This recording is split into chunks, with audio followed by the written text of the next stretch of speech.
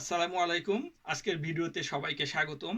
আজকে আমরা কথা বলবো এ সময়ের হট টপিকস এবং ভাইরাল একটা বিষয়, যেটা হচ্ছে এআই বা আর্টিফিশিয়াল ইন্টেলিজেন্স।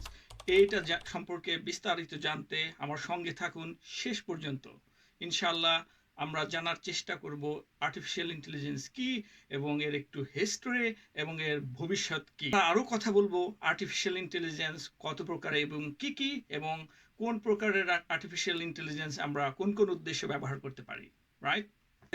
আমরা কি অদূর ভবিষ্যতে আমাদের জব হারাতে যাচ্ছি? এসব বিষয়ে কথা বলবো, শেষ পর্যন্ত সঙ্গে থাকুন। মাত্র 10 বছর আগেও মানুষ যখন সিনেমা বা গল্পে বিজ্ঞান কল্প কাহিনীর সম্ভাবনা শুধু স্বপ্নেই দেখত, তখন মনে হতো এগুলো শুধুই স্বপ্ন বা গল্প, রাইট? কিন্তু কে জানতো আর্টিফিশিয়াল ইন্টেলিজেন্স সেই কল্পনাকে বাস্তবে রূপ দিবে, তাও আবার এত দ্রুত সময়ের ভিতর। আজ এআই এর সম্ভাবনা প্রায় সীমাহীন। এটা আমাদের জীবন কাজের ধারা বদলে দিচ্ছে। অটোনোমাস ভেহিকল, স্মার্ট হোম, কিংবা আমরা যখন অনলাইন শপিং করি, আমাদের যে অটোমেটেড যে সাজেশন যেগুলো আমরা পাই, যে তুমি এটা কিনো, তুমি মনে হয় এটা পছন্দ করো, রাইট? এই যে যে রিকমেন্ডেশনগুলো আমরা পাই, সেগুলো সবই এআই এর অবদান। সবখানেই এআই এর জাদু কাজ করছে, যা একসময় ভাবাই যেত না। এখন জানা যাক এআই কি, কিভাবে কাজ করে, কেনই বা এটা সারা বিশ্বে তোলপাড় সৃষ্টি করেছে। এটা এমন এক অবিশ্বাস্য প্রযুক্তি, যেখানে একটা যন্ত্র মানুষের মতো চিন্তা বা বুদ্ধিমত্তাকে নকল করে থাকে। স্পেশালাইজড কোনো সিস্টেম থেকে শুরু করে ভাষা বোঝা বা ল্যাঙ্গুয়েজ ইন্টারপ্রিটেশন, সবই এখন এটা করতে পারে। কিন্তু এই জাদু বা ম্যাজিকটা কিভাবে হয়? আজকাল সবাই নিজেদের প্রোডাক্টকে এআই বলে দাবি করে থাকে, কিন্তু বাস্তবতাটা আসলে একটু ভিন্ন। তাদের অনেক কিছুই আসলে এআই এর একটা ছোট্ট অংশ, যেমন মেশিন লার্নিং। আসলে এআই বানাতে কি লাগে? একটা শক্তিশালী হার্ডওয়্যার, সফটওয়্যার এবং বিশেষজ্ঞ প্রোগ্রামার। পাইথন, জাভা, আর এই ধরনের ল্যাঙ্গুয়েজ ব্যবহার করে লেখা হয় এর কমপ্লেক্স অ্যালগোরিদম। এই অ্যালগোরিদম বিশাল পরিমাণ ডেটা গিলে ফেলে, তার ভেতর থেকে বিভিন্ন প্যাটার্ন এবং সম্পর্ক খুঁজে বের করে থাকে। সেই প্যাটার্নকে ব্যবহার করে ভবিষ্যৎ সম্পর্কে এক অবিশ্বাস্য অনুমান করে থাকে। যেমন চ্যাটবট, ইমেজ রিকগনিশন বা ছবিকে চিনতে পারা। এবং আমরা যখন কোনো টুলস ইউজ করে গান লিখি, গল্প লিখি, কবিতা লিখি, এগুলো সবই জেনারেটিভ এআই এর একটা অংশ। এআই বা আর্টিফিশিয়াল ইন্টেলিজেন্স কিংবা কৃত্রিম বুদ্ধিমত্তার ম্যাজিকটা কি? এটা শুধু নির্দেশই পালন করে না, এটা যন্ত্রকে শেখায় কিভাবে শিখতে হয়, কিভাবে যুক্তি দিতে হয় এবং কিভাবে নিজের ভুল থেকে শিক্ষা নিতে হয়। আর সৃজনশীলতার ক্ষেত্রে এআই এক ধরনের বিপ্লব এনে দিয়েছে।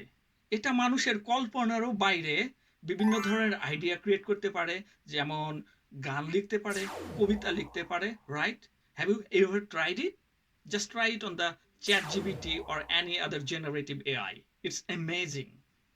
এআই বলতে শুধু সিরি কিংবা অ্যালেক্সা এদেরকেই বোঝায় না। মোটা দাগে এআই দুই ধরনের: উইক বা ন্যারো এআই, যেটাকে আমরা দুর্বল এআই বলতে পারি। আরেকটা হচ্ছে স্ট্রং এআই বা শক্তিশালী এআই। দুর্বল এআই বা ন্যারো এআই বা উইক এআই আমাদের চারপাশে ঘুরপাক খাচ্ছে। স্বয়ংক্রিয় গাড়ি কিংবা আইবিএম এর ওয়াটসন, এগুলো সবই ন্যারো এআই এর উদাহরণ।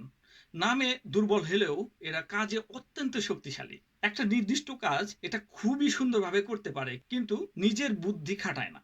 শক্তিশালী বা স্ট্রং এআই হচ্ছে সাইফাই মুভির মতো।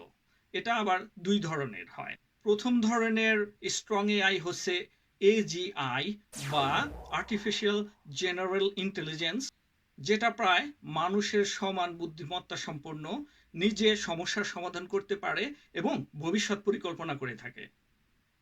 আরেক ধরনের স্ট্রং এআই হচ্ছে এএসআই বা আর্টিফিশিয়াল সুপার ইন্টেলিজেন্স। বিজ্ঞানীরা ধারণা করছে এটা মানুষের মস্তিষ্ককেও ছাড়িয়ে যেতে পারে বা ভবিষ্যতে ছাড়িয়ে যাবে। এটা ভবিষ্যতের একটা সম্ভাবনা। এটা ভালো হতে পারে কিংবা মন্দেও হতে পারে, যা এখনো অজানা। ভবিষ্যতে বলে দেবে এর আসল রূপটা কি। আর একটা পয়েন্ট, মেশিন লার্নিং আর ডিপ লার্নিং কিন্তু একই বিষয় নয়। মেশিন লার্নিংটা হচ্ছে এআই এর একটা ক্ষুদ্র অংশ, যেটা ডেটা থেকে বিভিন্ন ধরনের প্যাটার্ন খুঁজে বের করতে পারে, বাট সেই কাজের ক্ষেত্রে মানুষের একটু সাহায্য লাগে। ডিপ লার্নিং হচ্ছে মেশিন লার্নিং এর একটা শাখা। এটা ডেটার ভিতরে জটিল ধরনের যে প্যাটার্ন থাকে সেটা স্বয়ংক্রিয়ভাবে খুঁজে বের করতে পারে মানুষের খুবই খুবই অল্প সাহায্য নিয়ে। অন্যভাবে বলতে গেলে মানুষের হস্তক্ষেপ খুবই কম লাগে এই ক্ষেত্রে। এটা বিশাল বিশাল ডেটা হ্যান্ডেল করতে পারে, যা মেশিন লার্নিংকে আরো শক্তিশালী করে। সবচেয়ে মজার ব্যাপার হচ্ছে চিন্তা করার যন্ত্রের ধারণাটা কিন্তু নতুন নয়, এটা পুরাতন বা প্রাচীন গ্রিসেও ছিল। কিন্তু এআই এর বড় বড় মাইলস্টোন গুলো এসেছে ইলেকট্রনিক কম্পিউটারের যুগে। 1950 সালে অ্যালান টুরিং একটা টেস্ট করে, যেটাকে টুরিং টেস্ট নামে আমরা জানি। যন্ত্র কি মানুষের মতো বুদ্ধি করে চিন্তা করতে পারে? এটাই ছিল সেই টেস্টের মূল বিষয়। 1956 সালে জন ম্যাকার্থি আর্টিফিশিয়াল ইন্টেলিজেন্স শব্দটির জন্ম দেয়। তিনি প্রথম এআই প্রোগ্রাম তৈরি করেন, যার নাম হচ্ছে লজিক থিওরিস্ট। 1967 সালে ফ্রাঙ্ক রোজেনব্লাট নামের এক ব্যক্তি প্রথম নিউরাল নেটওয়ার্ক দিয়ে শেখা প্রথম কম্পিউটার তৈরি করে, যার নাম ছিল মার্ক ওয়ান পারসেপ্ট্রন। 1980 থেকে 90 সালের নিউরাল নেটওয়ার্ক থিওরির ব্যাপক উন্নতি হয়। ব্যাক প্রপাগেশন থিওরির ব্যাপক উন্নয়ন ঘটে। ব্যাক প্রপাগেশন থিওরি আসলে স্বয়ংক্রিয়ভাবে শেখা যে কনসেপ্ট বা পদ্ধতি সেটাই। 1997 সালে আইবিএম ডিপ ব্লু বিশ্ব দাবা চ্যাম্পিয়ন গ্যারি কাসপারভকে হারিয়ে দেয়। সতর্কবাণী এবং কিছুটা ভবিষ্যৎবাণী নিয়ে আমরা এখন কথা বলবো, সঙ্গে থাকুন।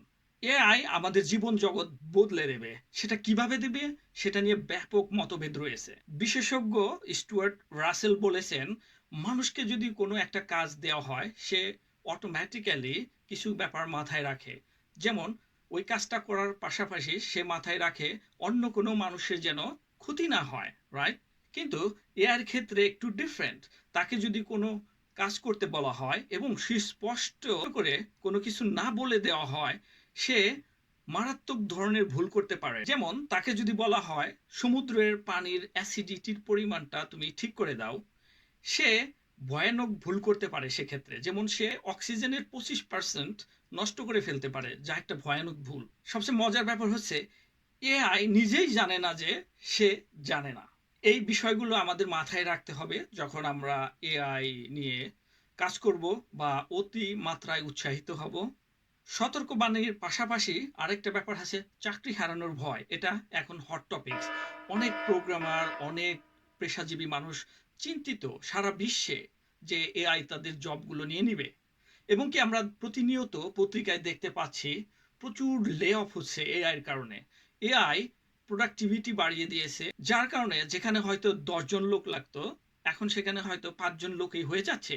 ভবিষ্যতে এর সংখ্যা আরো কমতে পারে, রাইট? এটা একটা স্পেকুলেশন। সো এটাও আমাদের মাথায় রাখতে হবে। যন্ত্র কাজ করলে মানুষের কাজ কমে যাবে, এই ধরনের ভয় 1930 সালে জন কেইন্স নামের এক ভদ্রলোক বলেছিলেন। এআই এর আশঙ্কাকে আরো বাড়িয়ে তুলেছে। অতিমাত্রায় যন্ত্রের উপর নির্ভরশীল হলে আমরা কি আমাদের সভ্যতা বুঝতে পারবো কিংবা আমাদের প্রজন্মকে শেখাতে পারবো? এটা একটা বিশাল প্রশ্ন। আমরা যে শক্তিশালী বা স্ট্রং এআই নিয়ে কথা বললাম সেটা এখনো আমাদের মাঝে আসেনি। এটা কখন আসতে পারে? কেউ বলেন এটি শতাব্দীর শেষে আসতে পারে, আবার কেউ বলে মাঝামাঝি অ্যারাউন্ড 2045 সাল নাগাদ আসতে পারে। আবার জন ম্যাকাফির মতো বিশেষজ্ঞ লোক বলে থাকেন এটা উন্নয়ন হতে 5 থেকে 500 বছর লাগতে পারে। এর জন্য দরকার হবে আইনস্টাইনের মতো মেধাবী লোক, কারণ এত বড় শক্তি নিয়ন্ত্রণ করা কিন্তু সহজ নয়। শেষ কথা, এআইয়ের যাত্রা সবে শুরু। এটা আমাদের জন্য ভয় এবং আশা দুটোই নিয়ে আসছে। ভবিষ্যৎ কেমন হবে এটা নির্ভর করছে আমরা এটাকে কিভাবে তৈরি করব এবং কিভাবে ব্যবহার করব তার উপর।